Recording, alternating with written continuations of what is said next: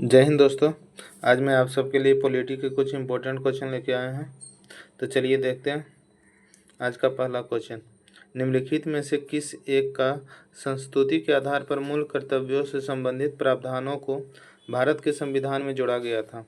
Question है, निम्नलिखित में से किस एक के संस्तुति के आधार पर मूल कर्तव्यों से संबंधित प्रावधानों को भारत के संविधान में जोड़ा गया था। इसका सही आंसर बताइएगा।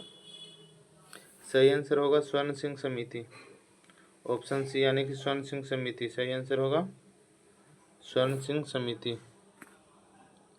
अगला क्वेश्चन देखते हैं। अगला क्वेश्चन है, भारत के संविधान के अंतर्गत आर्थिक योजना विषय है, किस चीज़ का विषय है? भारत के संविधान के अंतर्गत आर्थिक योजना जो है वो किस चीज़ का विषय है, किस सूची का विषय है? तो इसका सही आंसर होगा समवर्ती सूची, समवर्ती सूची, ऑप्शन सी, सी ऑप्शन सही होगा। अगला क्वेश्चन है, कल्याणकारी राज्य की संकल्पना का समावेश भारत के संविधान में है। कल्याणकारी राज्य की संकल्पना का समावेश भारत के संविधान में है। इसका आंसर होगा राज्य के नीति निर्देशक तत्व में है। कल्याणकारी राज्य की संकल्पना का आदेश समादेश भारत के संविधान के राज्य के नीति निर्देशक तत्व में है।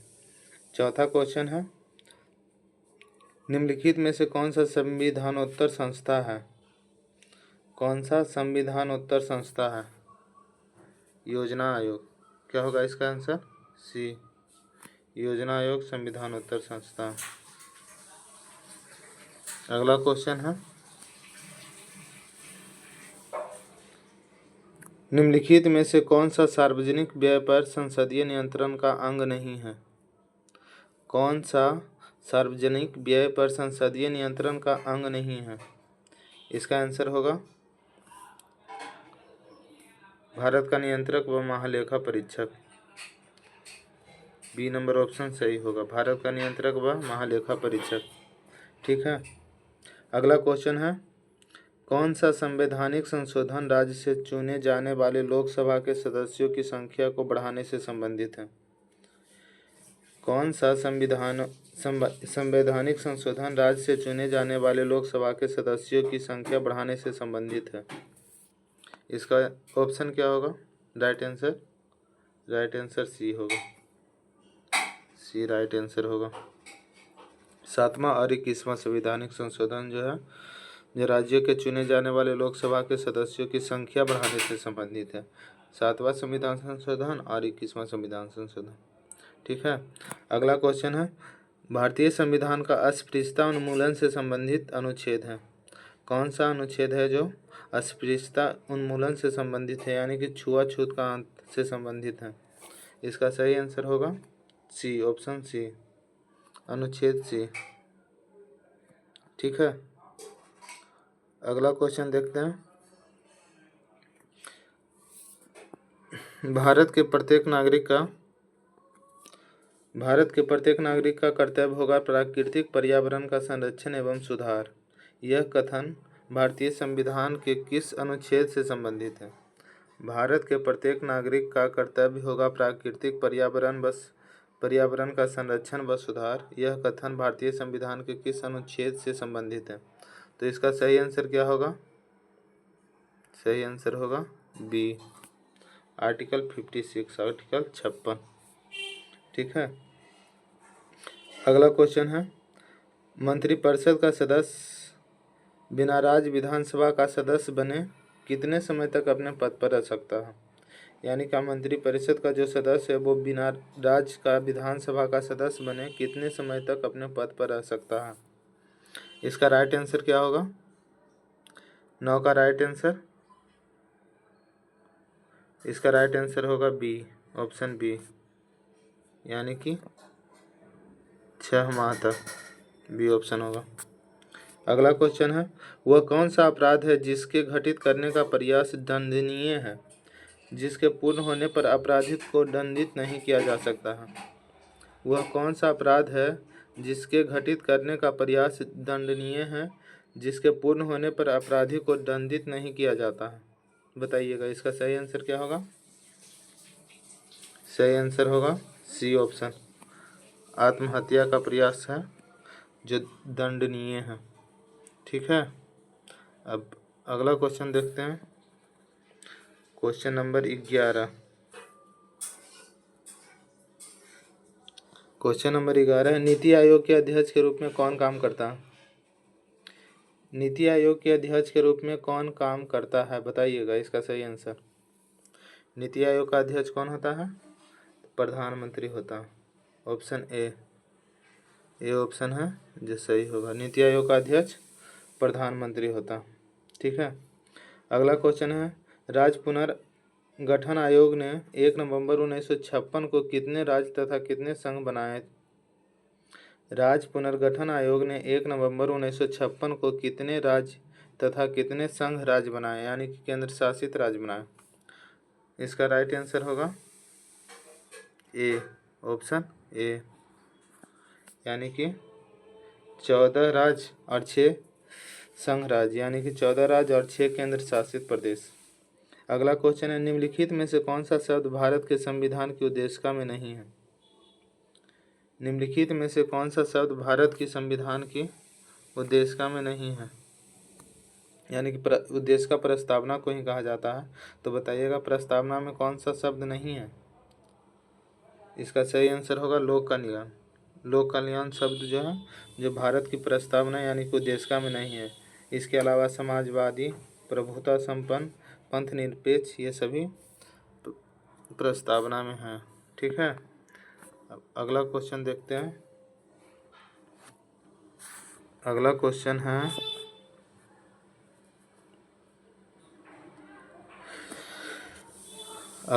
है, राज्य की विधानसभा के 17वां के आदेश किसके द्वारा दिए जाते हैं। राज्य की विधानसभा के 17वां के आदेश किसके द्वारा दिए जाते हैं। तो ये किसके द्वारा दिए जाते हैं, राज्यपाल के द्वारा। ये ऑप्शन सही होगा, ये ऑप्शन सही होगा, राज्यपाल के द्वारा। राज्य लोक सेवा आयोग के सदस्यों की नियुक्ति किसके द्वारा की जाती है। अगला क्वेश्चन, राज्य लोक सेवा आयोग के सदस्यों की नियुक्ति किसके द्वारा की जाती है। सही आंसर होगा बी, ऑप्शन बी, राज्यपाल के द्वारा किया जाता है। राज्य लोक सेवा आयोग के सदस्यों की नियुक्ति राज्यपाल के द्वारा की जाता है। अगला क्वेश्चन है, संविधान के अनुसूची 6 इनमें से किस राज्य में लागू नहीं होता। अनुसूची 6 है जो किस राज्य में लागू नहीं होता, बताइएगा। राइट आंसर होगा मणिपुर, ऑप्शन डी, मणिपुर। मणिपुर में लागू नहीं होता, मणिपुर। ठीक है, अब अगला क्वेश्चन है, लिखित संविधान की अवधारणा ने सर्वप्रथम कहाँ जन्म लिया। लिखित संविधान की अवधारणा ने सर्वप्रथम कहाँ जन्म लिया। इसका आंसर आप सब कमेंट बॉक्स में ज़रूर बताइएगा।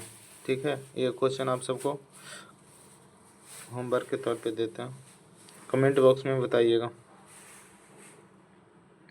लिखित संविधान की अवधारणा ने सर्वप्रथम किस देश में जन्म लिया है, इसका आंसर कमेंट बॉक्स में बताइएगा। अगला क्वेश्चन है, संसदीय शासन प्रणाली सर्वप्रथम किस देश में विकसित हुई।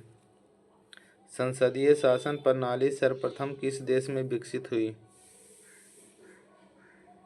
इसका आंसर होगा ऑप्शन ए, यानी कि ब्रिटेन में विकसित हुई है संसदीय शासन प्रणाली। अगला क्वेश्चन है, किस देश में दोहरी नागरिकता का सिद्धांत स्वीकार किया गया है। पॉलिसी ऑफ ड्यूल सिटीजनशिप, दोहरी नागरिकता किस देश में स्वीकार किया गया है। इसका सही आंसर होगा ऑप्शन डी, संयुक्त राज्य अमेरिका में। वहाँ पे दोहरी नागरिकता दिया जाता है, जबकि भारत में एकल नागरिकता है। भारत में एकल नागरिकता है, जबकि अमेरिका में दोहरी नागरिकता है। बहुत बार एग्जाम में क्वेश्चन आया हुआ है। ठीक है, अगला क्वेश्चन है, अध्यक्षात्मक शासन का उदय सर्वप्रथम किस देश में हुआ। अध्यक्षात्मक शासन का उदय सर्वप्रथम किस देश में हुआ है, बताइएगा। इसका आंसर होगा संयुक्त राज्य अमेरिका, ऑप्शन डी। प्रेसिडेंशियल शासन का उदय सर्वप्रथम किस देश में हुआ है? अध्यक्षात्मक शासन का उदय सर्वप्रथम किस देश में हुआ है? तो अमेरिका में हुआ है, संयुक्त राज्य अमेरिका में। संसदीय शासन में वास्तविक कार्यपालिका की शक्ति किसके पास होती है? संसदीय शासन में वास्तविक कार्यपालिका की शक्ति किसके पास होती है? किसके पास होती है संसदीय शासन में? प्रधानमंत्री के पास होता है। ठीक है, ऑप्शन बी आंसर होगा right. Option B right answer होगा। अगला क्वेश्चन है, निम्नलिखित में से कौन भारत के राष्ट्रपति की इच्छा तक ही पद पर बने रह सकते हैं? यानी कि भारत के राष्ट्रपति जब तक चाहेगा तभी तक वो पद पे बना रह सकता है। कौन सा ऐसा है पोस्ट, कौन सा पद ऐसा है? इसका सही आंसर होगा ऑप्शन ए राज्यपाल। राज्यपाल, ठीक है, राज्यपाल, ऑप्शन ए। अगला क्वेश्चन है, जिला कलेक्टर किस अधिकारी के अधीन कार्य करते हैं? जिला कलेक्टर है जो किसके अधीन में काम करते हैं, बताइएगा।